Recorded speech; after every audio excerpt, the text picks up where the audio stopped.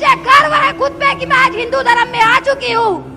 कोई दुख नहीं है मुस्लिम धर्म से हटने का, परिवार खोने का। अस्सलाम वालेकुम जी, मेरा नाम सुमैर है और आप मेरा YouTube चैनल देख रहे हैं। उम्मीद करता हूँ आप सब खैरियत से होंगे, खुशबाश होंगे और मेरी दुआ है कि अल्लाह ताला आपको हमेशा खुश रखे। दोस्तों, इंसान की जिंदगी में मुश्किलात आती हैं, तकलीफें आती हैं, और जब इंसान की जिंदगी में मुश्किलात आती हैं तो वो कोई ऐसा रास्ता इख्तियार करना चाहता है, किसी ऐसे रास्ते पर चलना चाहता है जिस पर चलकर उसकी मुश्किलात कम हो जाए। और उन्हीं मुश्किलात का हल ढूंढने के लिए जब आप भटकते हैं तो फिर आपको बहुत सारे ढोंगी बाबे भी मिलते हैं जो आपके सामने सिर्फ ये दावा करते हैं कि तुम्हारी सारी मुश्किलों का हल मेरे पास है, बस तुम मेरे मुरीद हो जाओ, मेरे पास आ जाओ, मैं तुम्हारी सारी मुश्किलों को दूर कर दूंगा। वो इंसान दावा कर रहा होता है जो खुद भटका हुआ होता है और वो चाहता है कि जो मुश्किलात में फंसा हुआ शख्स है वो मेरे पास आए और मैं उसे और ऐसे रास्ते पर चला दूं जिस पर चलने के बाद उसे सारी जिंदगी सुकून ना मिल सके। वो अल्लाह पर यकीन रखने के बजाय ऐसे लोगों पर यकीन रखने लग जाए जिनके पास खुद कख नहीं है, जो खुद भटके हुए हैं, जो खुद गुनाहों की जिंदगी में धंसे हुए हैं, बसे हुए हैं। ऐसे लोगों के पीछे इंसान मजबूरियों में चल पड़ता है। लेकिन आज की इस वीडियो को बनाने का मकसद यह है कि अगर हो सकता है आप भी किसी ऐसे ही शख्स के पीछे चल रहे हैं, हो सकता है किसी ऐसे ही शख्स के पीछे आप चलकर यह समझते हैं कि आपको कामयाबी मिल जाएगी, आपके ख्वाब पूरे हो जाएंगे, आपके सपने पूरे हो जाएंगे, आप मुश्किलात से निकल जाएंगे, तो शायद आज की इस वीडियो से आपको कुछ सीखने को मिल जाए और आप एक ऐसे रास्ते पर चल पड़े जिस पर चलने के बाद आपकी जिंदगी में हकीकतन सुकून आ जाए। तो बात करेंगे सबसे पहले भारत में एक ऐसे ढोंगी बाबे के बारे में जिसका नाम है बागेश्वर।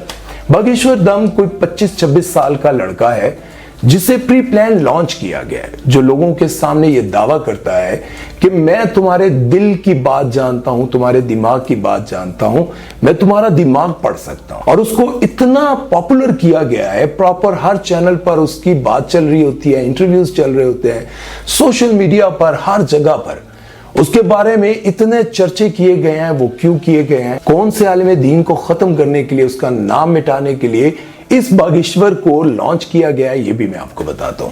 सबसे पहले मैं आपको ये बताता हूं कि लाखों की तादाद, हजारों की तादाद का मजमा होता है और उस हजारों की तादाद के मजमे में से वो चंद लोगों को अपने पास बुलाता है और कहता है कि मैं तुम्हारे दिल की हर बात जानता हूं, मैं तुम्हारे दिलो दिमाग को पढ़ सकता हूं। और फिर वो उसको बताता है कि तुम्हारी ये मुश्किलात हैं, तुम ये सोच कर आए थे, तुम्हारे अंदर ये सब कुछ चल रहा है, तुम इन प्रॉब्लम में से गुजर रहे हो। वो सारी चीजें जब उसको बताता है तो वो बंदा उसका मुरीद हो जाता है और वो कहता है कि बाबा जी जो आपने कहा वो ठीक कहा, आज के बाद मैं आपका मुरीद हूं, आप ही मेरे भगवान हैं, आप ही मेरा सब कुछ है। और वो ढोंगी बागेश्वर वो ऐसे बहुत सारे लोगों को सबके सामने बुलाता है, लेकिन जो लोग उसके पास उठकर आते हैं वो सारे सिलेक्टिव होते हैं। इसका सबूत यह है कि अभी पिछले दिनों वो भारत के शहर हरियाणा गया हुआ था और वहां का एक अमीर ताजर उसके सामने आकर यह कहता है कि मैं अपनी मर्जी के 10 लोग तुम्हारे सामने खड़ा करता हूं और अगर उन 10 लोगों का तुमने दिल दिमाग पढ़ लिया तो मैं तुम्हें इतना बड़ा इनाम दूंगा कि तुम्हें सारी जिंदगी कुछ नहीं करना पड़ेगा। लेकिन बागेश्वर वहां से उठकर चल पड़ा और उसे कहा कि मुझे थोड़ा टाइम चाहिए। अब देखें कि जो बंदा हजारों की तादाद में से बहुत सारे लोगों को अपने पास बुलाता है और उन्हें कहता है कि मैं तुम्हारा दिल भी पढ़ सकता हूं, तुम्हारा दिमाग भी पढ़ सकता हूं, तुम्हें किन मुश्किलात का सामना है वो सारी चीजें मैं तुम्हारे सामने रख सकता हूं। लेकिन जब वो हरियाणा गए और हरियाणा में एक ताजर ने उसे कहा कि मेरे मनपसंद 10 लोगों के बारे में अगर उनका दिलो दिमाग तुम पढ़ लो तो मैं तुम्हें इतना बड़ा इनाम दूंगा जिसकी वजह से तुम अपनी सारी जिंदगी सुकून से गुजार सकते हो। लेकिन वो उन 10 लोगों के सामने ना तो खड़ा हुआ और ना ही उनका दिलो दिमाग पढ़ने के लिए राजी हुआ। और इस वाकये के बाद बहुत अरसे तक बागेश्वर जो है वो सोशल मीडिया से गायब रहा। और फिर जब वो वापस आया तो उससे बहुत सारे लोगों ने ये सवाल भी किया कि आपने उस बंदे का चैलेंज एक्सेप्ट क्यों नहीं किया। उसके पास कोई जवाब नहीं था। इससे ये मैं आपको बताना चाहता हूं कि ये बंदा ढोंगी है। और फिर उस ढोंगी बाबे ने अपने उस मजमे में एक और ड्रामा रचाया और एक ऐसी लड़की को स्टेज पर बुलाया जिसने स्टेज पर आकर कहा कि मैं जितने साल भी मुसलमान रही, मुसलमान मजहब के साथ रही, मुझे यूं लगा कि अब मैंने सही मजहब को इख्तियार कर लिया। बाबा जी के पास आकर मुझे लगा कि हिंदू मजहब सबसे आला मजहब है। मेरा नाम सुल्ताना है। मेरे घर वालों ने मुझे त्याग दिया है क्योंकि मैं मूर्ति पूजा करती हूँ। बोलते हैं मुस्लिम के नाम पे तू कलंक है, मरेगी तो जहन्नुम में जाएगी। मेरे को ये सब चीज से कोई फर्क नहीं पड़ता। जय जय श्री राम। बागेश्वर धाम की जय, सन्यासी बाबा की जय। मुझे गर्व है खुद पे कि मैं आज हिंदू धर्म में आ चुकी हूँ। कोई दुख नहीं है मुस्लिम धर्म से हटने का, परिवार खोने का। और उसने इतनी बेहतरीन एक्टिंग की और उस एक्टिंग की वजह से ये बात साबित हो गई कि वो प्रॉपर कोई एक्टर थी। और आप लोगों को तो पता है कि भारत में बहुत सारी एकेडमीज हैं जहां पर हर बंदा जाकर एक्टिंग सीखता है, और वो अपने एक्ट से ये बात साबित कर चुकी थी कि वो कोई प्रोफेशनल एक्टर है जिसको हायर किया गया। और ये सारा क्यों हो रहा है आपको पता है?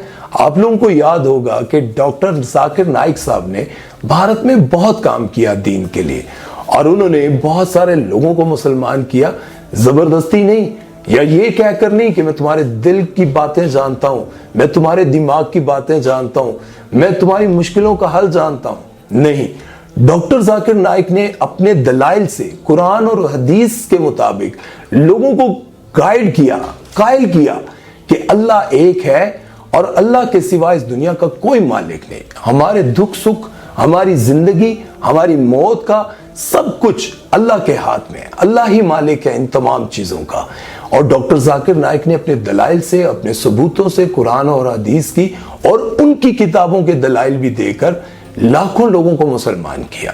और जब नरेंद्र मोदी, और मेरा मतलब है नरेंद्र मोदी जब आए, तब उसने ये देखा कि ये तो डॉक्टर जाकिर नाइक धड़ाधड़ लोगों को मुसलमान करते जा रहा है। आप गूगल पे सर्च करें या फिर किसी भी वेबसाइट पर जाकर सर्च कर लें, दुनिया में सबसे ज्यादा लोग इस्लाम में कन्वर्ट हो रहे हैं, इस्लाम को कबूल कर रहे हैं।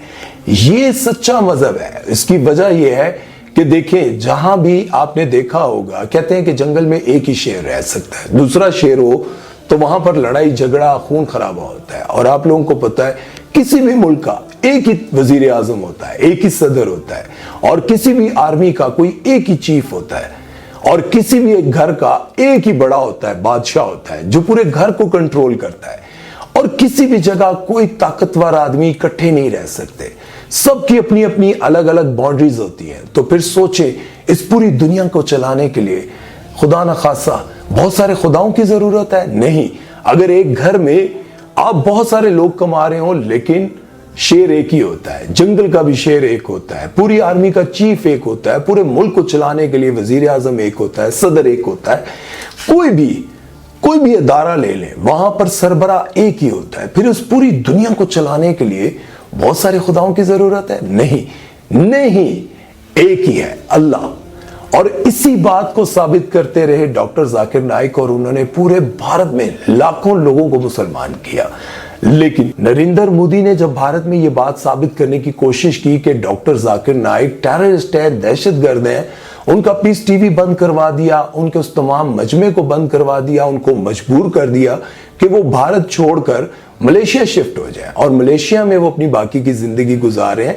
अब उन्होंने सोचा कि डॉक्टर जाकिर नाइक जैसा कोई बंदा लॉन्च किया जाए जिसकी वजह से लोग इस्लाम को छोड़कर हिंदू मजहब में आ जाए। तो फिर उन्होंने बागेश्वर दम को लॉन्च किया, और हर चैनल पर उसकी तारीफ की जा रही है, हर जगह पर उस ढोंगी बाबे की बातें की जा रही हैं। आप सोचें, कोई एक तो हो जो उसके खिलाफ बात करे, कोई भी नहीं उसके खिलाफ बात करता। क्यों?